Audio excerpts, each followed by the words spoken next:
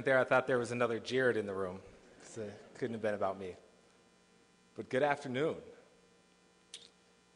11 years ago, I was sitting in this same seat as a graduate of East High School, in the same building, in front of many of the same Rotarians. So when I was offered the opportunity to address the room today, it was both humbling and exciting. So I spent the last week racking my brain over and over again saying, what am I going to talk about? How am I going to inspire these young men and women? And I even thought back and I said, well, what did they talk about at my Rotary graduation, the speaker? And it turns out he was so inspiring that I don't remember a single word that he said. In fact, I don't even know if it was a he or she. And so then I realized that I'm familiar with the journey that many of these young men and women have taken, that I'm familiar with the obstacles that they've had to overcome. We have students out there that are Daniel scholars, pre-med students. So it occurred to me, I said, they don't need someone up here to be a motivational speaker, right? Because you don't get to this place and you don't overcome these hurdles without some kind of deeply embedded motivation inside of you. So maybe what would be better was if I took this time to speak with you guys authentically about my journey from that seat to this stage. So one of the first lessons that I've learned on my journey is what I would call paying the toll. So last month, I was in Denmark, and that's my little sister there, and I was visiting my little sister. And the second day I was in Denmark, I got up and had my cup of coffee and ate a Danish because when in Denmark, right? And I asked my little sister, and I said, Dominique, what time does the next train come? Because I really want to get to the city. And she said, Jared, it comes in about 7 or 8 minutes. And I said, that's perfect. So I put on my shoes, got my raincoat, it was raining, and ran out the door. And she lives about 3 blocks from the train station. So I got to the train station, and I ran down the stairs. And in Denmark, they have these little cards that you clip. And that's how you pay the toll to get on the train, similar to the subway in New York or the BART in San Francisco. And I ran down, and as I ran down, I put it in the clip machine, and it didn't work. And then the train pulled up, and the doors opened, and I tried it again, and it didn't work again. But the doors opened, and so I said, well, I'm going to get on that train, because for some reason, I got to get to the city. Less than 3 minutes later, I get a tap on my shoulder, and it's the Danish police. And they're like, excuse me, sir, we need to see your ticket, your clip card. And so I gave it to them, and they said, oh, boy, there's a big problem here. And then, I tried to get out of it. I was like, I'm American, I only speak English. And then the female officer gently whispered, sir, we've been speaking English to you the whole time. And so we got off at the next train stop, and they wrote me a ticket, and the ticket was for about 700 kroners. It's about 150 American dollars. And so it kind of put me in a bad mood for the day. So I got back on the train after that, and it was kind of embarrassing, and we went down, and we had brunch and a great day in the city. And on the train ride back to my little sister's town that night, I was sitting on the train, and I said, Jared, what happened this morning, that's not like you. It's not like you to do something that you're not supposed to do, that you knew was wrong, and you did it anyway. That wasn't okay. I think we would all agree that if you get on a train, you should pay the fare. And I realized at that point that that's no different than life. Life has a toll, and you have to be willing to pay it. Whether you want to be a doctor, an engineer, a musician, a college professor, whatever your ambitions are, there's a toll to pay. And so far, you guys have done a great job of paying that. So then how do you pay this toll? What have I learned about paying that toll in my life? I've learned that you can pay it in bricks. What does that mean? My best friend Justin, one time, he got me a brick for my birthday. That's a picture of the brick. And he gave it to me, and I said, thanks, Justin, for this brick. What the heck do you want me to do with it? And he said, Jared, every time that we get together, every time that we talk, you're talking about the legacy you want to leave, the impact you want to have on your community, the marks that you want to make professionally, and you don't get there unless you build a solid foundation, one brick at a time.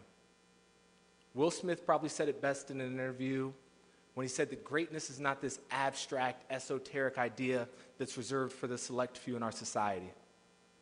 Rather, it's something that can be attained by all of us if we're willing to put in hard work. If we're humble enough to understand that we should never feel entitled to anything for which we did not work. And just like you don't buy a piece of land barren one day and show up the next day and have a house on it, life works the same way, that you have to put a brick down every day. So I keep this brick by my bed, and every day I touch it in the morning. And that symbolizes to me that today I'm going to do something to lay a brick for my foundation, for my legacy, for the family I do not yet have, for my community, whatever that is, I'm going to lay a brick. So that was the first lesson. The second lesson that I've learned in my years since being in high school is that statistics are for populations, not for people. That when it comes to a person, you're either a 1 or a 0, you're either successful or you're not. You can't be 82% of a doctor. You can't be 61% of an engineer. Trust me, you can't be 33% of a lawyer. I dropped out of law school after 1 year, and I went to a law firm and said, well, I finished 1/3 of law school, therefore I know 1/3 the amount that an attorney does. And if you want to save some money because times are hard, you can even put me in 1/3 the office space. But I want 100% of the salary. They confirmed that I was 100% crazy. But all jokes aside, the DPS graduation rate, if you're a low-income minority, is less than 50% that you'll graduate. If you're a low-income minority, the statistics say that your chances of getting a college degree are at best 30%. 30%.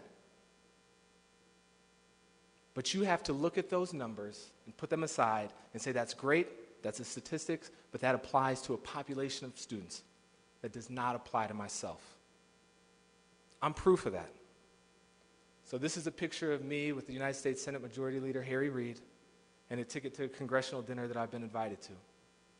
And I've had the privilege of sitting in his chambers and speaking with him one-on-one. And if you took my life, being born to a father who was a laborer, a mother who's worked for the judicial department, we didn't have very much money, I went to public schools. If you took that anecdote, and I met a student earlier, Aaron from Bruce Randolph, there he is, and he's going to be a math major. And if you gave that to a math major down at a college and said, work out the odds that Jared would end up there from where he started from, I don't know what they'd be, but they'd be less than 5%, I'm sure. So I put that picture up there to say that it's possible, that you can achieve those things despite what the statistics say. So move forward. Prepare for the fall, for failure. That's something else that I've learned. So I just told you that if you're willing to pay the currency, and that if you believe in yourself more than you believe in numbers, then you're going to be successful. So what the HE double hockey sticks, I have a slide up here that says you're going to fail. Because one of the greatest dichotomies that I've learned in my life is that success is dependent on failure. That when you attempt something that no one else has ever attempted in your family, when you attempt to do something great, you're going to fall along the way. And if you learn from those failures, that's what's going to keep you afloat. J.K. Rowling said it best when she said that it is impossible to live without failing at something unless you live so cautiously that you might as well not have ever lived at all, in which case you failed by default. So this is a picture of the company that Glenna was talking about that I started, and they did a write-up at a business journal downtown, and they hung my picture on the wall. My company went under. It failed. I was 24 when I started it. I didn't know enough. I ran up some credit card debt. My mom's here. She'll tell you how many years I had to live in her basement. And I failed. But from that failure, I learned something. There was a pressure taken off of me that told me that at least I tried it. And I'm going to try it again, and I learned lessons from it. So when you fail, guys, embrace it. It's part of the process.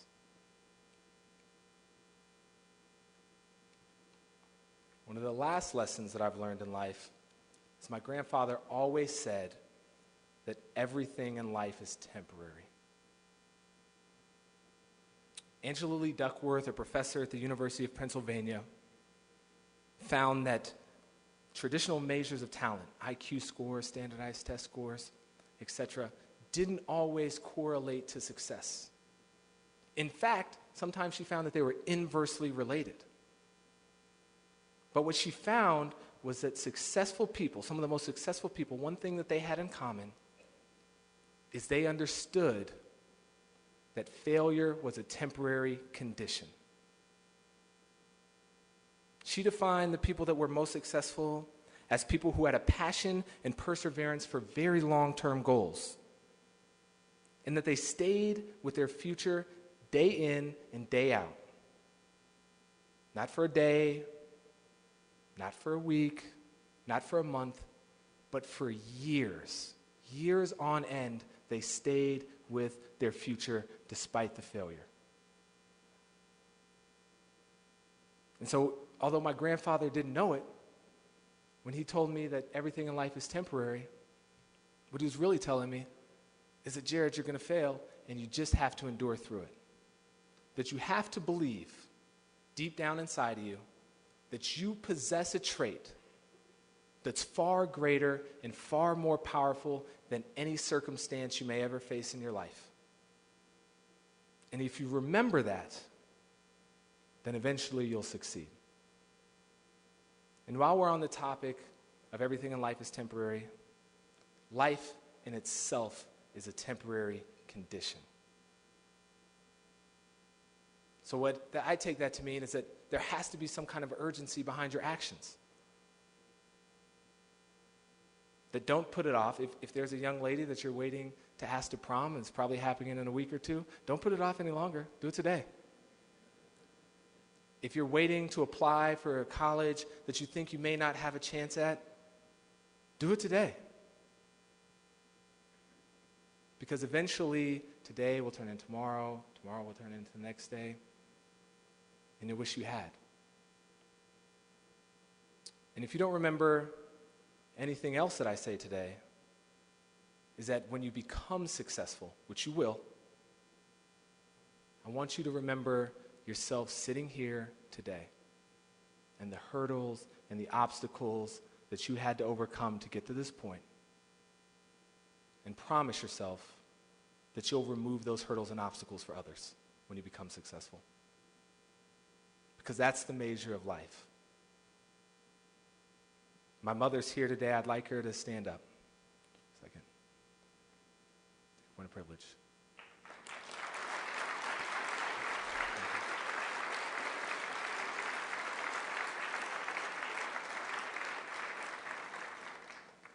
I definitely have not gotten to where I'm at by myself. There have been many, many, many people that have helped me along my journey, my mother being the greatest. And she's a constant reminder to me that truly beautiful things never seek attention, that they help even when no one thanks them, that they do good work even when there's no money in it. And for that, I'd like to thank her. Thank you, guys. It's been a blessing.